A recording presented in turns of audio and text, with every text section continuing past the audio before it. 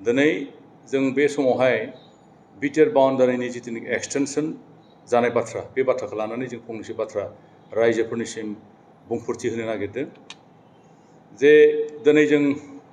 थारैनो जोंनि BTRनि चिफ प्रमद बर' बिथांखौ जों साबायखर होनांगोन आरो जायफ्रा बे BTR एकर्डखौ इमप्लिमेन्टेसन खालामनो थाखाय सान हर खामानि मावबाय थाबाय जेरै दुलाराय बर' फरायसा आफादनि आफादगिरि बिथां दिपेन बर' आरो दिनै जोंनि बयनिख्रुइबो सिनियर एकर्ड सिगनेटारि बिथां गबिन्द चन्द्र बसुमतारी बिथांमोन साफ्रोमखौबो जों दिनै गोसो गोरबोनिफ्राय साबायखर होयो कारन मानो होनोब्ला जाय BTR बाउन्डारिखौ थामहिनबा सेपारेट स्टेट जि आन्दलन खालामनानै जि बर'फ्रा सदियानिफ्राय संकससिम मोनसे सेपारेट स्टेट क्रिएट खालामनो थाखाय नाजाबोदोंमोन दिनै बर'फ्रा मोननै सुक्ति खालामबाय आरो बे सुक्ति खालामनायावबो जों बाउन्डारिखौ गहपुरसिम जों बारायनो हायाखैमोन दिनैनि सिटुएसना कमप्लिटलि पलिटिकेलि डिफारेन्ट जाबाय 1967नि सिटुएसना आलादामोन बेनि उनाव फैयै फैयै 1993नि सिटुएसनाबो आलादामोन 2003नि सिटुएसनाबो आलादामोन आरो दिनै फैयै फैयै 2020नि जि सिटुएसन दंमोन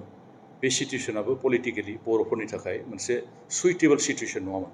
कारन जायफ्रा दिनै बे एकर्डखौ खालामनो थाखाय जथायै मोनसे इउनाइटेड स्ट्रागल मोनसे खालामदोंमोन बिनि गेजेरावबो बर'फ्रा थुख्रा थुख्रि जानो गोनां जादों नाथाय थेवब्लाबो दिनै national democratic front of Boroland बिथांमोननि नाजानाय दुलाराय बर' फरायसा आफाद बिथांमोननि नाजानायाव दिनै मोनसे गोजोन सुक्ति जायो आरो बे गोजोन सुक्तिनि गेजेरजों थारैनो जोंनि बे बर' माहारिनि गेजेराव मोनसे गोजोनथिखौ इस्टाब्लिश खालामनो हानाय जादों जदिउ बर'फ्रा जों सेपारेट स्टेट हिसाबै नाजादोंमोन आन्दलन खालामदोंमोन जदिउ जों मोननो हायाखै नाथाय दिनै बर'फ्रा आगानफा आगानफा आन्दलननि गेजेरजों जों आवगायलांबाय थादों जोङो बुंनांगोन 1993आबो बर'नि थाखाय मोनसे खुन्थियाखौ बे गायसनजेनदोंमोन आरो फैयै फैयै जोङो बुंनांगोन दिनै 2003आवबो जि BLTआ मोनसे सुक्ति जादों बेजोंबो बर'फ्रा आगाननैबाबो जौगादों आरो दिनै जे 2020नि जितुनिकि एकर्ड बे एकर्डनि गेजेरजों जि खामानिफोरखौ मावफुंनो हायाखैमोन बेखौ दिनै जों मावफुंनो हाबोदों आरो बेयो बर'खौ आगौ जौगानायनि लामायाव लांबावनो नागिरदों जोङो लुबैदोंमोन जे गहपुर बा थामहिनबा सिमलुगुरिया जोंनि बर'नि मोनसे बर्डार जानांगौ सिमलुगुरिनिफ्राय बिथिं मोनसे जाहा कन्टिगुवास एरिया गैया जोंनि BTRआ दिनै मोनसे 6 सिडुलनि आन्दाराव दङ आरो 6 सिडुलनि आन्दाराव थायोब्ला मोनसे कन्टिगुवास मोनसे एरिया जानांगौ दा बेनिखाय कन्टिगुवास एरिया गैयैनि जाउनावहाय जोङो दिनै बियन्ड सिमलुगुरि थामहिनबा गहपुर बे ओनसोलनिफ्राय बारनानै जोङो बे ओनसोलावहाय बेखौ साफ्रोम बर'खौ जोङो दाजाबदेरनो हानाय जायाखै नाथाय दिनै जोङो साबायखर होदों जे जुदि लिङै फिसायैब्लाबो जे जोंहा बे ओनसोलसिम किसुमान एरियायावहाय जुदि बर'नि अनजिमाया बहुद खम थेवब्लाबो बेखौ दाजाबदेरनो जे दिनै जोंनि UPPLनि सरकार थानायाव बिथां प्रमद बर'नि दैदेननायाव जे दिनै जों साक्सेसफुल जानो हाबाय बियो नट अनलि प्रमद बर' बिथां थामहिनबा UPPL हानजानि देरहासारनाय बे नङा बियो एन्टायार बर' माहारिनि बे देरहासारनाय आरो बेखौ दिनै जदिउ UPPLनि अनगायैबो दिनै गुबुन गुबुन दल संगठनाव राजनिति संगठनाव थानायफ्राबो बेखौ गनायना लानांगोन थामहिनबा बेखौ वेलकाम खालामनांगोन कारन बेयो बर' माहारिनि नाजानाय आरो दिनै बे बर' माहारिनि बे नाजानायखौनो दिनै UPPLआ बेखौ मोगथां महर होनो थाखाय सानफा एफा खामानि मावबाय थादों दा बेनिखायनो जोङो दिनै वेलकाम खालामदों जोङो UPPL हिसाबै जों वेलकाम खालामदों उदालगुरि डिस्ट्रिक्टनि कमिटि हिसाबै जों वेलकाम खालामदों गोबां मानसिफ्रा बुंदोंमोन जे बिथां प्रमद बर'नि दैदेननाय UPPL सरकारा बर'फोरखौ फाननानै जाबाय BTRखौ फाननानै जाबाय आरो गोबाङानो बुंदोंमोन जे खुनु दिन बाउन्डारिया बारायनाय नङा रायजो राजाखौ थगायदों आरो माने बेबायदि बुंनानै मानसिफोरखौ मोनसे फल्सहुड बिसोर स्प्रेड खालामदोंमोन नाथाय दिनै बे मोगथाङाव जाबाय बेनिखायनो आं दिनै खावलायदों जायफ्रा बेबायदि नंखाय बाथ्राफोरखौ लानानै रायजोफोरनि गेजेराव मोनसे मिसा प्रपगेन्डा फोसावबाय थादोंमोन बिथांमोना अननानै सैथो बाथ्राखौ लानानै आवगायनो नाजायोब्ला मोजां अब्लासो बर' माहारिया बा मोनसे जाथिया जौगानो हागोन सैथोखौ लानानै राजनिति खालामोबा जेब्लाबो जों देरहायो दिनै जों UPPL हिसाबै जोंहा थगायनांगौ जेबो गैया जों नंगौ बाथ्राखौनो जों लानानै दिनै थांगासिनो दङ आरो बे नंगौ बाथ्राखौ दिनै प्रमद बर'नि दैदेननाय सरकारा मावबाय थानायखायनो सानफा एफा बर' जाथिया हास्थायनाय मोनफ्रोमबो प्रभिजन्सफ्रा जालांनो हमदों BTR जोंहा दिनै गोबां दफा दङ मावफुंनो गोनां दा बेफोर गासैबो दफाया बाउन्डारिनि अनगायैबो आरो बे बाउन्डारिबो जोंहा माखासे गामिफ्रा हाबबावनांगौ दङ सिमुलुगुरि एरियाया दिनै हाबाखै किन्तु जों मिथिगौ साननैसोनि उनाव बे सिमुलुगुरि ओनसोलाव थालांनाय माखासे गामिफ्राबो हाबगोन गतिके दिनै रायजो राजाफोरखौ जों खावलायदों जे बेवहाय कुनु हांखुर जानांगौनि प्रयजन गैया गासैबो रायजो राजाफ्रा हास्थायनाय बायदिनो बे मोनफा मोनफा जालांगोन आरो बेखौ मावफुंनायाव जोंनि साफ्रोमबो रायजो राजाजों लोगोसे जायफ्रा दिनै अपोजिसन खालामदों बिथांमोनाबो बेखौ हेफाजाब आरो मदद होनानै आवगायहोना लांनांगौ पलिटिक्सनि नामाव जास्ट मोनसे पलिटिक्स खालामबा जाया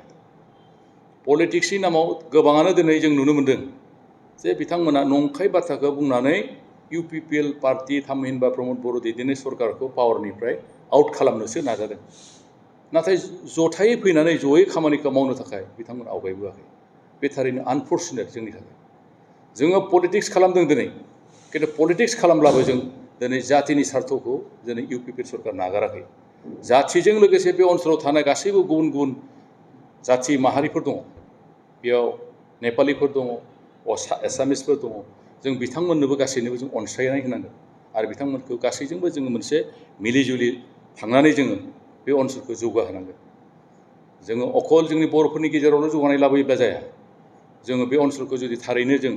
in the real spirit of द टार्म जुदि जों जौगाहोनोब्ला बे ओनसोलाव जोंजों लोगोसे जायफोर गुबुन गुबुन बिभिन्न जाथिनि गोष्ठी मासि दं बिथांमोननि गेजेरावबो जोङो जौगाथायखौ लाबोनो जों हानांगोन दिनै गोबां मानसिफ्रा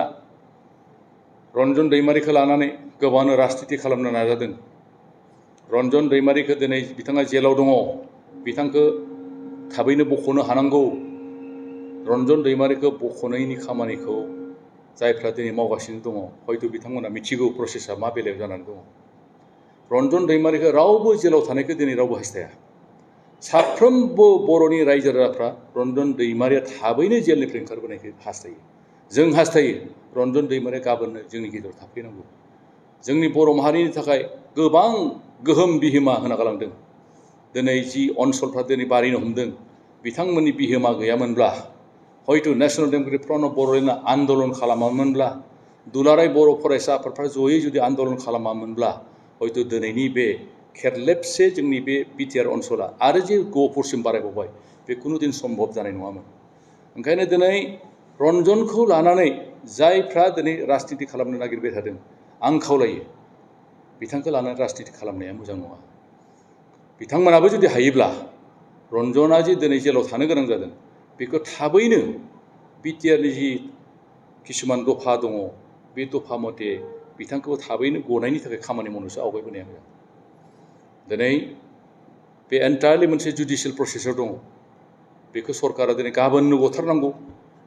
दिनैनो गथारनांगौ होनोब्ला दिनै रावबो हाया बेखौ मोनसे जुडिसियेल प्रसेसनि गेजेरजों दङ बे जुडिसियेल प्रसेस मथे बिथाङा गगोन सानसेब्लाबो बेखौ रावबो होबथानो दोननो रावहाबो गोहो गैया ओंखायनो आं दिनै खावलायदों जे जों बर' हिसाबै थामहिनबा जों बे BTR ओनसोलनि रायजो राजा हिसाबै बे जोंनि थाखाय मोनसे रंजाथाव जे दिनैहाय जोङो बिथां रन्जन दैमारिमोन बायदि दैदेनगिरि जाथिनि सासे बिर जोहोलाव दिनै गबिन्द बसुमतारीमोन बायदि बिथांमोननि दिनै थैसोम थांसोम नांबोनाय जोंनि दुलाराय बर' फरायसा आफादनि आगुनि आफादगिरि बिथां प्रमद बर'मोन दिनै जाया बिथाङा दिनै चिफ जानानै दङ BTRनि आरो दिनै दिपेन बर'मोन बायदि बिथांमोननि नाजासोमनायाव दिनै जे बर'फ्रा सानफा एफा आवगायलांबाय थादों बेखौ जों बयबो बाख्नायनांगोन आरो बे खामानिखौ मावफुंनायाव जों साफ्रोमबो गोरों गोरा बर' माहारिनि इन्टेलेक्सुवेल्स जोंनि राजनिति हान्जाफोरनि दैदेनगिरि गासैहाबो दायित्व दं आरो बेखौ मावफुंनो थाखाय आं ओंखायनो खावलायदों दिनै बे समावहाय जोंनि गेजेराव बांद्राय दाङाबाजि बेले बेजे राजनितिखौ खालामालासेनो बयबो जों बे BTR एकर्डनि गेजेरजों एकर्डफोरखौ थाबैनो इमप्लिमेन्टेसन खालामनानै जोंनि बर' माहारिफोरजों लोगोसे गुबुन गुबुन जातिफोरखौ बे ओनसोलखौ जौगाहोनो थाखायसो बयबो राजनिति हान्जाफ्रा खामानि मावनांगौ आं बेखौनो खावलायो।